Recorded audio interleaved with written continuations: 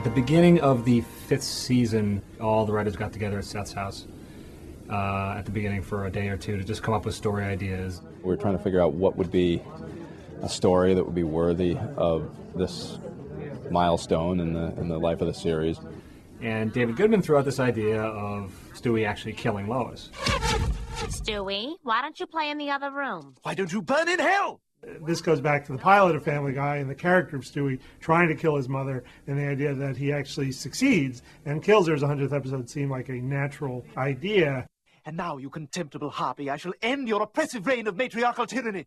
And also I was excited that I would get to write it. I have very little actual power on this show, but I do assign the scripts, so I assign myself this one.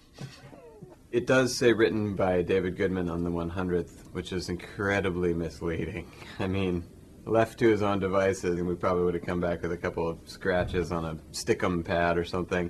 But basically what happens is that one person goes off, writes a first draft for 2 weeks, comes back, it gets completely torn apart by the room full of writers. You know, the 12 or so writers will take it and say, okay, this works, this doesn't work.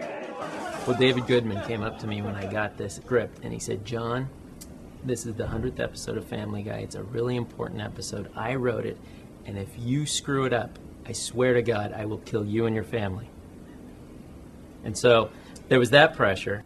The whole series has built up to this point because Stewie from day one has wanted to get rid of that woman, you know, so it's been kind of fun watching this develop.